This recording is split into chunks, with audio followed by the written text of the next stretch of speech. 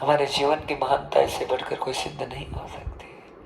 ये सबसे बड़ी कृपा और करुणा है कि मेरा प्रभु हमें स्वीकार कर लेता है। भला कोई लायक नहीं होता महाराज, बहुत कठिन है जीना। जीने के लिए सब साधन चाहिए होते हैं। जितनी आवश्यकताओं को बढ़ाएंगे उतना जीवन कठिन होता जाएगा। और जितना जैसा रखे तेरी मर्जी, पारे तेरी मर्जी, जिलाए तेरी मर्जी, सही करे तेरी मर्जी, बुरा करे तेरी मर्जी, बस तेरा। नारद जी के मन में भी ये भावना है, प्रभु मैं हार गया हूं, मैं परेशान हो गया हूं, मेरे पितृ खुश नहीं हो रहे और मेरे पितरों को खुश करने के लिए कुछ करो प्रभु। आज भगवान की लीलाएं अनन्य हो रही है। नारद जी हैं, आज भ्रमण होने लगा है कहा कि ब्रज की पवित्र भूमि, जहां वृंदावन जिसे कहा गया है, जहां भगवान चप्पे चप्पे पर घूमते हैं, जहां भगवान कण कण में निवास करते हैं, जहां भगवान हर भाव में वहां मौजूद रहते हैं, उसी पवित्र ब्रज की भूमि में आज नारद जी का प्रवेश हुआ। नारद जी सब जगह घूमते घूमते यमुना जी के तट की तरफ गए हैं तो एक विहंगम दृश्य नजर आ रहा है। खुद भक्ति महारानी अपने पुत्रों के साथ में रुदन कर रही है। भक्ति रो रही है वृंदावन में। हाँ, आज भी भक्ति वृंदावन में रो रही है। क्यों रो रही है? कि हम भक्ति तो है पर महाराज बिना ज्ञान और विवेक की भक्ति है, और उस बिना ज्ञान और विवेक की भक्ति का कोई मोल नहीं है। भक्ति के सामने मुक्ति पानी भरती है। हमेशा वृंदावन की पवित्र भूमि के लिए, रमण रेती की परिक्रमा के लिए, श्री गोवर्धन जी की परिक्रमा के लिए स्पष्ट कहा गया है कि महाराज यहाँ पर जो भक्ति महारानी है, हाँ, उसके सामने मुक्ति है, वो पानी भरती है। जिस मुक्ति की तलाश के लिए हम तरह तरह से भटकते हैं कि हमारा मोक्ष हो जाए, मोक्ष हो जाए, वृंदावन में तो मोक्ष साक्षात विराजित है। हर प्रकार से मुक्ति, हर प्रकार से मोक्ष विराजित है। लेकिन किसका होगा? कि जो अंधी भक्ति ना करके ज्ञान और विवेक का आश्रय लेकर, सदगुरु का आश्रय लेकर अपने जीवन को आगे बढ़ाए, उसकी थोड़ी थोड़ी भक्ति भी जीवन की महानता को सिद्ध करेगी। ऐसे हमारा कल्याण नहीं हो सकता। हाँ, नाम संकीर्तन जीवन का सबसे बड़ा ध्येय है। बिना भगवान का नाम उच्चारित किए हुए भक्ति नहीं बढ़ेगी। इसलिए भजन करिए, भजन करिए, भजन करिए। एक दिन ऐसा आएगा वो ज्ञान और विवेक अपने आप चेतन होंगे। वृंदावन की भी स्थिति है, लेकिन भजन करें तो उसका तरीका है महाराज। अन्यथा ना ले किसी भी बात को। भक्तजनों, कथा यही कह रही है कि हमें पहले शुद्धता धारण करें जीवन में। हम बस ऐसे ही कोई आहार शुद्ध ना, कोई विहार शुद्ध ना, कोई सोच शुद्ध ना, कोई स्थान शुद्ध ना, कुछ ना, बस केवल राम राम राम राम राम। उस राम से कल्याण नहीं होगा हमारा। कल्याण करने के लिए हमें सात्विकता को जीवन में धारण करना ही पड़ेगा। गोविंद की भक्ति वहीं पर पुष्ट होगी जहाँ तब तुम्हारे शरीर में दूध जाएगा, तुम्हारे शरीर में दही जाएगा, तुम्हारे शरीर में माखन जाएगा, तुम्हारे शरीर में कोई किसी प्रकार की कभी गंदगी ना प्रवेश करे। एकदम शुद्ध भावों से जब तुम थोड़ा थोड़ा भजन करना भी प्रारंभ करोगे तो वो भक्ति ज्ञान और विवेक की तरफ तुम्हें ले जाकर तुम्हारे जीवन को धन्य करेगी, तुम्हें सिद्ध करने की कोशिश करेगी, और जीवन आलोकित होने का समय आएगा, हर प्रकार का मंगल होने का समय आएगा, हर प्रकार से तुम्हारे जीवन में मान्यताएं सिद्ध होगी। पर उसके लिए क्या करना पड़ेगा? उसके लिए एक ही चीज करनी पड़ेगी, पहले अपने आप को शुद्ध करो।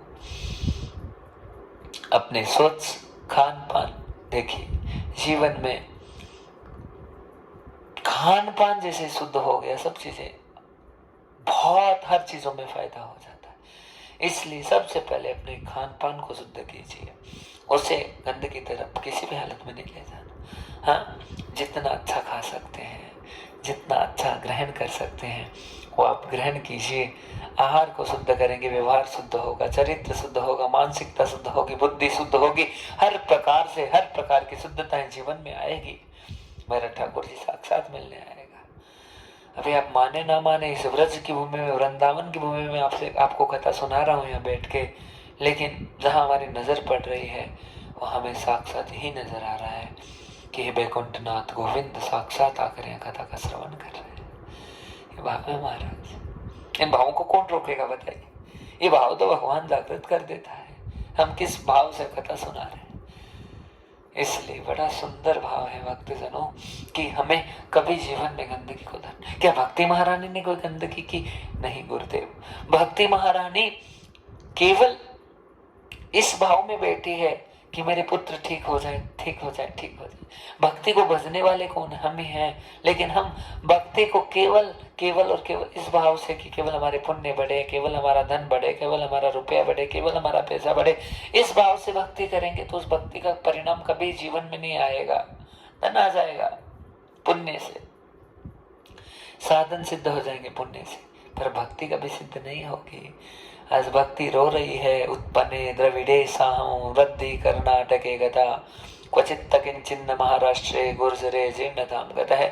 नारद जी को कहने लगी, दक्षिण भारत में पैदा हुई, वहां बड़ी, गुजरात में आई, मरने लग गई, खत्म हो गई, पर वृंदावन में आई तो मैं तो जवान हो गई, पुत्र बूढ़े हो गए, नारद जी करूं क्या? भो साधु शरणम तिष्ठ है, मैं चिंताम मम परिनाश है। हाँ, मेरी चिंताओं का नाश करो। नारद जी ने कहा, श्री कृष्ण चरणाम भोजम स्मरम दुखम गमिष्यन्ति।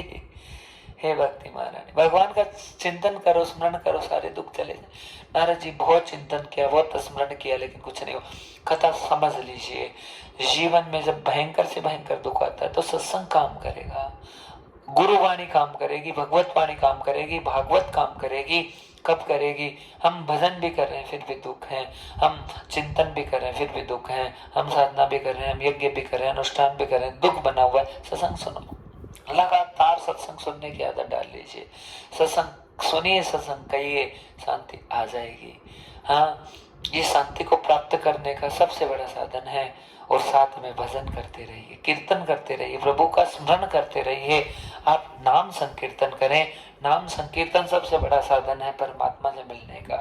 थोड़ा थोड़ा भी हम नाम भगवान का भजन करते रहेंगे, हाँ, अनन्य अनन्य भावों से प्रभु का नाम स्मरण करते रहेंगे तो उससे जीवन महान होगा। आज नारद जी ने वेद वेदांत के बहुत सारे श्लोक सुनाए, सब प्रकार की मंत्रणाएं नारद जी ने की, लेकिन आज नारद जी हार गए। नारद जी टेंशन में इतने भयंकर आ गए कि पहले से मैं इतना चिंतित था, पिता ब्रह्मा परेशान थे, सब चीजें मेरे पिता ब्रह्मा को ठीक करने के लिए की, लेकिन अब मैं करूं तो क्या करूं? अब इतने परेशान नारद जी हो गए कि अब मैं क्या करूं? हाँ, क्योंकि ब्रह्मा जी की तब जो परेशानी थी वो तो थी ही, लेकिन आज एक संत ने, एक महात्मा ने, एक आज युवती को और दुखी देख लिया। जाता युवती सम्यक प्रेष्ठ रूपम तो सांप्रतम, उस युवती को देखा तो और रोने लग गए कि अब तो मेरा दुख डबल हो गया। सबसे बड़ा कर्तव्य नारद खुद ग्रहण कर रहे हैं अपने मन में, अपनी आत्मा में। और क्या कर्तव्य ग्रहण कर रहे हैं? समाज के लिए यदि कुछ अच्छा नहीं कर सकता तो समाज में रहने का अधिकार नहीं, ये सबको सोचना चाहिए। मानव मात्र को ये भावना जागृत करनी चाहिए महाराज, अन्यथा ना ले किसी बात को। सेवा परमो धर्म है। हाँ, सबसे कठिन है सेवक धर्म, सबसे बड़ा सेवा धर्मी है। हमारे जीवन की खुशियां तभी आएगी जब हम किसी को खुशियां देंगे।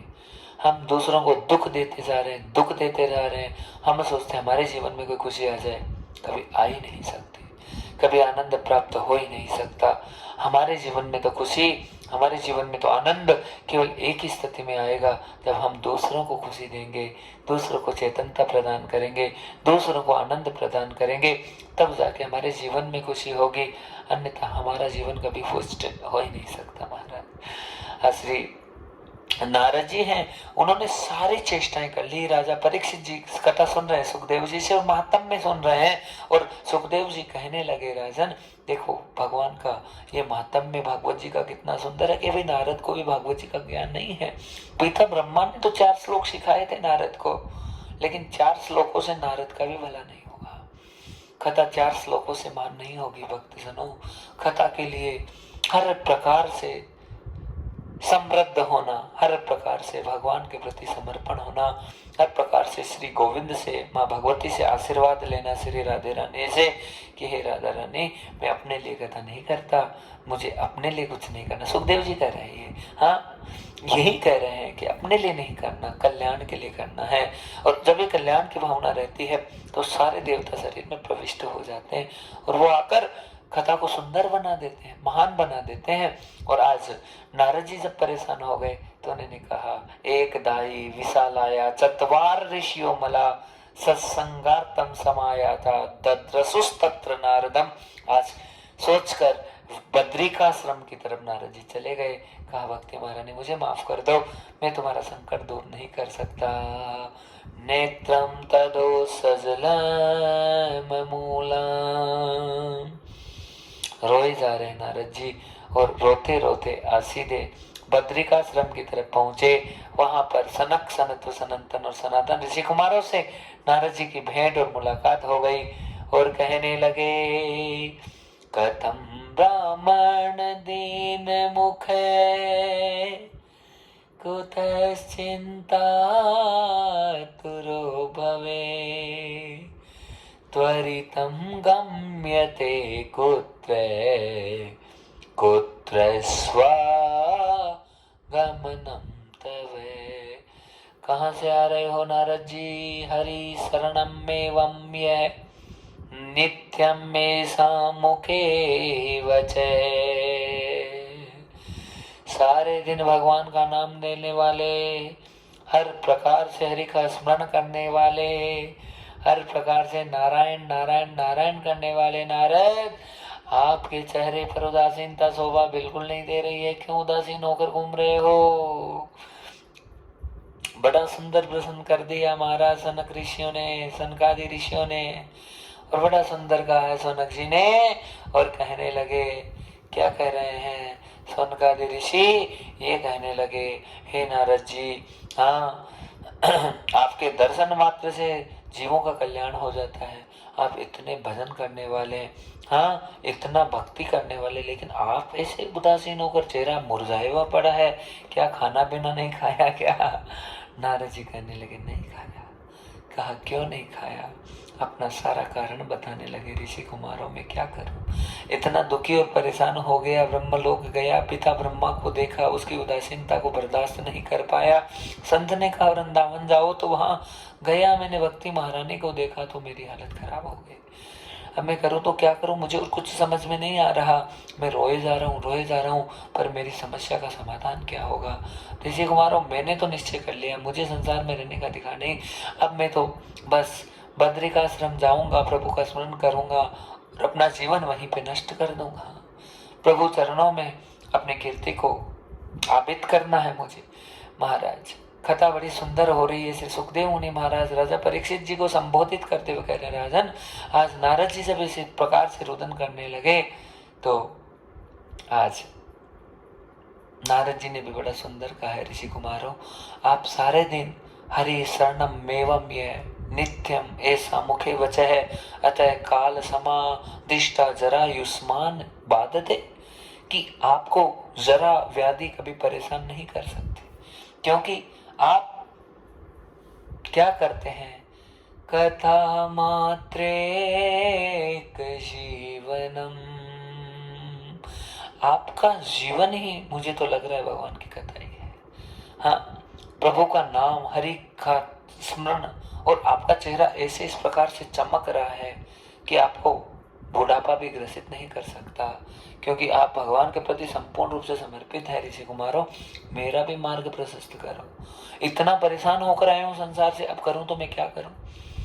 अरे वृंदावन में मैंने भक्ति को ठीक करने की कोशिश की, अपने पिता को ठीक करने के लिए सारे तीर्थ यात्रा, सारे व्रत कर लिए, सारा जप तप सब कर लिया, सारे साधन कर लिए, मुझे कोई रास्ता नजर नहीं आया। अब मैं करूं तो क्या करूं? आप मेरा मार्ग प्रशस्त करो, मुझे रास्ता दिखाओ। बड़ा सुंदर कहने लगे महाराज ऋषि कुमार। नारद जी कर, हाँ क्यों चिंता करते हो? किम चिंता तुरो भवेत सर्व साधना पुष्टम च। हे नारद जी, जीवन में सारे साधन पुष्ट हो जाते हैं जब हम हरि का स्मरण करते हैं तो। और आप तो भगवान का भजन करने वाले हैं, तो आप मानिए जीवन में टेंशन तो आया है, पर आपके जीवन में टेंशन रुक नहीं सकता। कथा का पॉइंट नोट कर लीजिए भक्तजनों, ये कथा बड़ी सुंदर, यही कह रहे हैं सुखदेव जी भी परीक्षित को ही कह रहे हैं, राजन जीवन में कितनी बड़ी बाधा हो, लेकिन मेरी भव बाधा हरो, श्री राधे तेरा नाम जपूं, करुणा कर दो महाराज, श्री राधे तेरा नाम जपूं। भगवान का भजन जो जिसके द्वारा किया जा रहा है उसके जीवन का कांटा निकल जाएगा एक दिन, बड़े से बड़ा निकलेगा, एक भी कांटा बचेगा नहीं। लेकिन कब नहीं बचेगा? बस एक ही कारण से नहीं बचेगा कि महाराज हम प्रभु का स्मरण करते रहे, भगवान का चिंतन जारी है। आएगी समस्या लेकिन निकल जाएगी, बड़ी से बड़ी विपत्ति आ जाएगी लेकिन निकाल के ले जाएगा सांवरिया, वापस हमको स्थापित कर देगा, वापस हमारा कल्याण कर देगा, वापस हर प्रकार से हमारे जीवन में आनंद कर देगा। पर कब करेगा? भावनाएं अनन्य हो, श्री ठाकुर जी महाराज के प्रति, भगवान के प्रति समर्पण की भावना। नारद जी ने कहा भजन इतना करता हूँ लेकिन फिर भी इतना टेंशन है, सब कुछ करने की कोशिश की, कोई फायदा। कहा क्यों चिंता करते हो, हमारे पास में भगवत वाणी है। हाँ, और भगवत वाणी को आप सुनेंगे तो आपका सारा दुख दूर हो जाएगा। कहा सत्संग तो मैंने भी बहुत किया है लेकिन सत्संग पर मुझे विश्वास तो पूरा है, पर ऐसा कौन सा सत्संग होगा जिससे मेरा कल्याण होगा? कहा श्रीमद् भागवतम शास्त्रम सर्व पापं विमोचये। श्रीमद् भागवत शास्त्र सुनाएंगे नारद जी आपको और उससे सारे पाप खत्म, सारा आनंद प्रकट हो जाएगा भागवत कथा से। नारद जी को विश्वास इतना सा भी नहीं है। क्यों नहीं है? कहा कि पुराणों का ही सार है, ये वेदों का सार है, तो ये वेदों का सार भागवत के रूप में आया है तो वेद तो मुझे कंठस्थ है सारे। जब वेद वेदांत के मंत्र ही आज भक्ति और उसके पुत्रों पर काम नहीं किए तो भागवत कहां से काम करेगा? निराकार तो निराकार होता है, लेकिन कोई चीज साकार होकर सामने आ जाती है तो उसका महत्व अलग होता है। महाराज आज कथा हमें यही सिखा रही है। देखिए मेरे श्री ठाकुर जी का इतना श्री विग्रह, इतना आनंद नजर आ रहा है व्यास गद्दी से, महाराज बता नहीं सकते।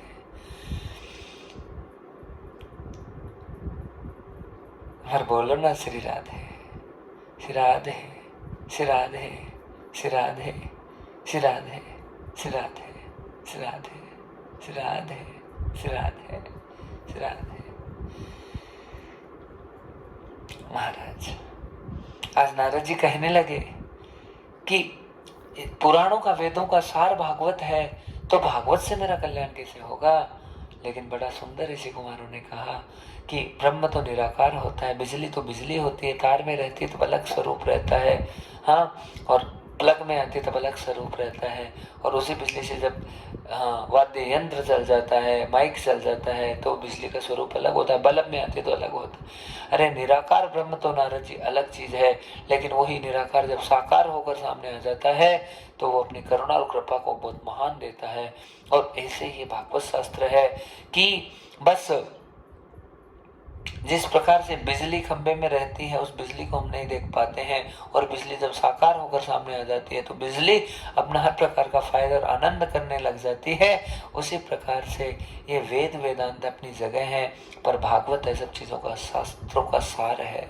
और ऐसा सार है कि सिंह शब्दाद व्रका इव है कि जिस प्रकार से, और श्रीमद् भागवतम ध्वनि, और जब भागवत की ध्वनि होती है तो ऐसी ध्वनि होती है मेरे भागवत जी की कि जितने कलयुग के जो गलत गलत साधन है सारे भाग जाते हैं। जिस प्रकार से वन में सिंह आ जाता है सारे जानवर डर के भाग जाते हैं, वैसा इस भागवत का इतना महत्व है। नारद जी आप पूरा भाव बनाओ, आप भाव बनाकर बैठ जाओ आसन पर। श्री सुखदेव जी कह रहे हैं परीक्षित देखना, ये नारद का भी यही भाव बन रहा। अभी मैं तुमको भी यही कह रहा हूँ कि तू कथा सुनने के लिए बैठा है तो ऐसा अनन्य भाव बना ले। नारद को भी विश्वास नहीं हो रहा, लेकिन परीक्षित को पहले से हाथ जोड़कर बैठे महाराज। वो कह रहे हैं प्रभु गुरुदेव आपके दर्शन के हमें महाराज, मेरे तो सारे भाव जागृत हो गए, मैं तो अपने आत्मा को निकाल के भी आपके चरणों में रख दो, बस ऐसे भाव मेरे जागृत हो रहे हैं। मुझे कुछ नहीं चाहिए संसार में, वैराग्य प्रबल आ गया। और शुरू से मन में भावना हो गई सुखदेव जी के सामने राजा परीक्षित जी की कि बस गुरु भगवान जाने उनका काम जाने। ऐसे महान सदगुरु जिसके जीवन में आ जाते हैं महाराज, जीवन उसका महान हो जाता है। आज नारद जी को कह दिया, नारद जी आप आसन को ग्रहण करो, सप्त दिवसे पर्यंतम सर्वभद्रम तदो मूलम। सारे भद्र सारे आनंद 7 दिनों की कथा के पर्यंत से हो जाएंगे। कहा मैं विश्वास कैसे करूं? तो विश्वास करो या मत करो, आपको विश्वास तो कथा सुनने से होगा। तो कहने लगे भाग्योदयेन बहु जन्म समर्जितेन सत्संगम च लभते पुरुषो सदावे अज्ञान हेतु कृत मोह मदांधकारम नासम विद्यायै तदोदयते विवेक। है नारद जी, जन्म जन्म का जब भाग्योदय होता है, सुखदेव जी भी परीक्षित जी को ये कह रहे हैं, जन्म जन्म का राजन जब भाग्योदय होता है तब जाकर व्यक्ति को सत्संग की प्राप्ति होती है। और किसी महान मुनिंद्र से ज्ञानेंद्र से जब थोड़ा बहुत भी सत्संग, भागवत रूपी सत्संग हमारे जीवन में आ जाता है तो हमारे जीवन के सारे कांटे निकलते हैं, सुख और सुख जीवन में प्रदान होने लगता है। नारद जी को विश्वास नहीं हो रहा है तो कहने लगे मानवा पाप कृतस्तु सर्वदा सदा दुराचारता विमार्गा क्रोधाग्नि दग्धा कुटिलाश्च कामिन सप्ताह यज्ञेन कलो पुनन्ति ते कायेन वाचा मनसापि पातकम नित्यं प्रकुर्वन्ति सदा अटेन्ये परस्व पुष्टा मलिना दुराशया सप्ताह यज्ञेन कलो पुनन्ति ते। कितना ही भयंकर से भयंकर पापी हो नारद जी, विश्वास करो कथा का। गिर गया अपने से, अपनी नजरों से भी गिर गया है, हर प्रकार से खत्म हो गया। लेकिन यदि भगवान की शरणागति को ग्रहण करके भागवत जी को सुन लिया एक बार भी, तो सप्ताह यज्ञ नियम से करने से, मर्यादा से करने से, एक टाइम भोजन करने से, घी का दीपक जलाने से और बैठ कर भगवान का कीर्तन करने से, संकीर्तन करने से, पूरी नियम और मर्यादा से कोई भी आदमी यदि एक बार भी भागवत शास्त्र को ग्रहण कर लेता है तो उसके जीवन की बड़ी से बड़ी बाधाएं नारद जी दूर हो जाती है। ये मानवा पाप कृतस्तु सर्व सदा दुराचार, तसने दुराचार किया, हाँ सदा दुराचार था, विमार्ग जो विमार्गी हो गया है, इसका मार्ग भटक गया है। क्रोधाग्नि दग्धा कुटिलाश्च कामिन, और भयंकर क्रोध में भरा है, कुटिल है, कामी भरा है। हाँ सप्ताह यज्ञ कलो पुनन्ति, कायेन वाचा, काया से जो पवित्र हो गया, वाचा वाचिक रूप से, मानसिक रूप से, हर प्रकार से जो गिर गया है उसको उठाने का काम, मनसा पे पातकम, एकदम पतित से भी पतित हो गया है। नित्यम प्रकुर्वंती सटाहटन, सट से सट हो गया, मूर्ख से मूर्ख हो गया, उसको भी भागवत जी पवित्र परम शोभनम मूलम च हर प्रकार से शोभित कर देती है। ऐसी पवित्र पुनित पावन कथा का नारद आप एक बार श्रवण कर लीजिए, जीवन महान हो जाए। ये श्लोक कहते ही नारद जी के मन में आनंद की भावना उत्पन्न होने लगी। तो कहा महाराज किसका कल्याण किया? सबका कल्याण किया है। तो कहा ये भूतों को प्रेतों को तार देते नारद, मानव की योनि में हो, तुमसे तो ऐसा कुछ ऐसा हुआ नहीं है। हाँ आज तो भगवान तुम्हें पर्चा देने के लिए तुम्हारे साथ लीला कर रहा है कि तुम्हें भागवत का ज्ञान देना चाहता है ठाकुर जी, इसलिए तुम्हारे साथ में ऐसी लीला हो रही है कि तुम्हें ऐसे ऐसे घुमाया, ऐसे इस प्रकार से तुम्हें प्रेजेंट किया गया है। नारद आप बहुत बड़े भाग्यशाली हो कि आज ठाकुर जी महाराज की, श्री गोविंद भगवान की तुम पर इतनी बड़ी कृपा हुई है, उसके कारण से आज तुम कैसे भी हो भागवत जी से जुड़ रहे हो। हाँ हे नारद, प्रेत को भी तार देती है। हाँ और कहा हम भी अपने कर्मों से प्रेत बन जाते हैं नारद, जब हम भाव शून्य हो जाते हैं, हम केवल संसारी प्रपंच में लग जाते हैं। सुखदेव जी भी परीक्षित जी को यही समझा रहे हैं कि हम जब संपूर्ण रूप से अपने जीवन को कलंकित करने लग जाते हैं, हम बस केवल खाना कमाना इसमें भी लग जाते हैं, तो हम प्रेत बन जाते हैं और प्रेत जीवित हो जाते हैं। हाँ और ऐसे प्रेत हो जाते हैं कि चलने फिरने का काम रहता है, खाने का काम रहता है, पीने का काम रहता है, लेकिन बुद्धि से शून्य हो गए। जीवन की जो जितने हमारे मूल्य थे सब मूल्य खत्म हो गए, बस केवल चल फिर रहे हैं प्रेत में, प्रेत योनि में चले जाते हैं और बस उससे फिर कल्याण नहीं होता। हाँ तुंगभद्रा नदी के किनारे बड़ा सुंदर शहर है जहाँ पर ब्राह्मण रहता आत्मदेव, और उसके साथ में भी ही लीलाएं हो गई। ब्राह्मण इतना महान था, बड़ा पूजा पाठी, लेकिन संतान कुछ हुई नहीं तो गलत भावना उसके मन में आ गई और मरने के लिए जाने लगा है। तो वो पहले का उसका कर्म अच्छा था। आदमी का कब किया हुआ भजन कब आड़ा आ जाए महाराज कोई नहीं जानता। हे भक्तजनों ये बात एकदम सत्य है, आज किया हुआ भजन कल काम आएगा, कल किया हुआ भजन पता नहीं 100 जन्मों बाद में काम आएगा, लेकिन भजन हमेशा रक्षा करता है, भक्ति हमेशा रक्षा करती है। इसलिए भगवान का लिया हुआ नाम कभी भी हमारा बेकार नहीं जा सकता। हाँ हमें कोई स्वार्थ से नहीं भजना मेरे प्रभु को, अनन्य भावों से हमें भजना, लगातार भजना, नित्य भजना, निरंतर भजना। हमारा काम यह है, जाने उसका काम है, उसे जो करना है वो करेगा, लेकिन हमारा काम भजना, हमें करना है। चाहे हमें शांति मिले ना मिले, अच्छा मिले बुरा मिले, हमें करना है, करते जाना, करते जाना, करते जाएंगे, हमारा जीवन महान होगा। पर यहाँ पर जो नारद जी हैं वो थोड़ी थोड़ी अच्छी भावना उनके मन में आने लगी। कहा प्रेत की कथा सुनो, कि प्रेत को तार देगी। हाँ तार देगी, नारद जी सुन लेना। अभी कहा महात्मा आत्मदेव है, बड़ा भजन करने वाला ब्राह्मण देवता, ब्राह्मण की योनि में, पर कोई संतान नहीं तो उदास हो गया और मरने के लिए चला गया।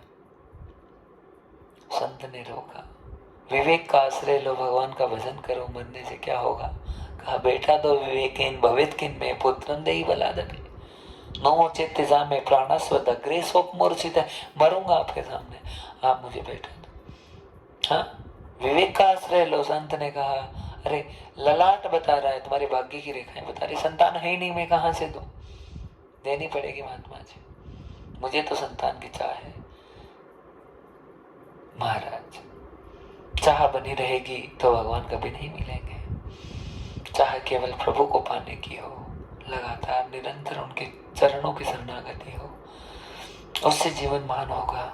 लेकिन हम संसार की चाह को जितना भी बरकरार रखेंगे उतना गर्त की तरफ जाएंगे। आत्मदेव ने कह दिया कि बस मुझे संतान दीजिए। आशा तृष्णा ना गई, कह गए दास कबीर, मन मरा न माया मरी और मर मर गया शरीर। शरीर खत्म हो जाता है लेकिन ये आशाएं कभी खत्म नहीं होती। बेटा हो जाए, बेटे से भला थोड़ी होता है हमारा। हाँ बेटा हो बेटी हो, जो मिलता है प्रसाद समझ कर ग्रहण करना चाहिए। हम सोचते हैं बेटे से कुछ अच्छा हो जाएगा, कोई संतान नहीं थे। संत को फोर्स कर दिया, संत ने फल दे दिया, कहा पत्नी को खिला देना। आ गया घर पे, पत्नी ने खाया नहीं, गाय को खिलाया, गाय गर्भवती हो गई। और पत्नी का नाम धुंधली है, उसकी बहन आई, बहन ने कहा मेरे संतान होने वाले, मैं तुमको दे दूंगी, मुझे धन दे दो। सौदा हो गया महाराज, लेकिन नाटक कर लिया 9 महीने तक। संतान होने का समय आया, कथा सुना रहे हैं सनक जी महाराज, सनत सनातन सनातन जी, और इधर सुखदेव जी कह रहे हैं परीक्षित जी को, देखो परीक्षित क्या जमाना है।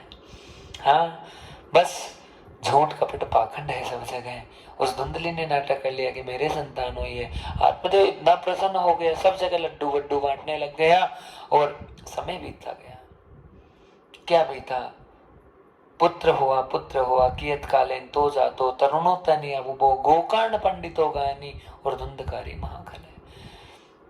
एक ही परिवार में 2 बच्चे, लेकिन एक बहुत बड़ा ज्ञानी विज्ञानी और एक नंबर का दुष्ट निकल गया। ये लगातार ये लीलाएं हो रही हर समाज में, हर जगह, हमारे परिवार में सब चीजें हैं। हाँ या तो सारे ऐसे, या एक आधा कुछ भी अच्छा हो गया तो उसकी भी जो पराकाष्ठा वो धूमिल होती जा रही, खत्म होती जा रही, नष्ट होती जा रही है। क्यों होती जा रही है? क्योंकि कुछ बचा ही नहीं रिश्तों में। संस्कार सब जगह खत्म हो रहे हैं, और संस्कारहीनो न पुनन्तु वेद है। जो संस्कारहीन हो गया, आचरणहीन हो गया, उसे वेद भी शुद्ध नहीं कर सकते, उसे भागवत जी भी कल्याण नहीं कर सकते। लेकिन संस्कार पेट में आ जाते हैं। ईंट होती है ना, उसका बड़ा महत्व है। ईंट कैसे पानी से बनी है? खारे पानी से बनी है तो ईंट टिकेगी नहीं, मिट्टी हो जाएगी वो। ईंट अच्छे पानी से बनी है और उसे अच्छे से पकाया गया है तो ईंट काम करती है। ऐसे ही जीवन है महाराज, कि किस मटेरियल से कौन सी चीज बनी है, कौन सा मटेरियल उस चीज में यूज हुआ है, वो चीज बहुत महत्वपूर्ण है। हाँ ईंट में यदि मिट्टी अच्छी नहीं तो ईंट खराब हो जाएगी। ईंट महान कब होगी? उसमें पानी अच्छा होगा, उसमें मटेरियल अच्छा पड़ेगा, उसमें सामग्री अच्छी पड़ेगी तो ईंट अच्छी बनकर आएगी। नहीं तो कितने उसे पका लो, ईंट खत्म होगी थोड़े दिनों में। हाँ ईंट का अस्तित्व नहीं रहेगा। उसी प्रकार से हमारा जीवन है कि हमारे जो बालक हैं, बच्चे हैं, वो किस चीज से पैदा हुए हैं? हाँ वीर्यता सब में रहती है, लेकिन वीर्यता की ताकत क्या है? वीर्यता किसने बचाई है? वीर्यता को जिसने धारण किया, तेजस्विता को, वर्चस्विता को जिसने बनाकर रखा है, उसके एक भी संतान होगी तो महान सिद्ध करेगी। क्योंकि संस्कारों से जीवन बलवंत होता है भगवान, और किसी चीज से नहीं होता। सुखदेव जी कह रहे हैं परीक्षित को, हे राजन, कि गोकर्ण है बड़ा महान निकला क्योंकि संत के प्रसाद से प्रकट हुआ है। आप कथा को समझ लीजिए भक्तजनों, कि यदि भगवान के प्रसाद से हमें कोई भी चीज प्राप्त होती है तो वो चीज कभी साधारण नहीं होगी। प्रभु कृपा से, गोविंद कृपा से, हरि कृपा से हमें कुछ भी मिलता है तो जीवन में बहुत बड़ा कल्याण है। और हरि कृपा कब होती है ये तो हरि जानता है, ये कोई नहीं जानता। भगवान कब कृपा करेंगी, कब करुणा करेंगी, केवल प्रभु बता सकते हैं। इस चीज के लिए कोई नहीं। धुंधकारी उल्टे सीधे कार्य करने लगा है, माता को रोज परेशान करता है, दुख देता है। पोत के पैर पालने में दिख जाते हैं, कहावत है, और वो बात एकदम सही है। गलत आदमी होगा, उसके स्वभाव से सब चीजें धीरे धीरे प्रकट हो जाते हैं।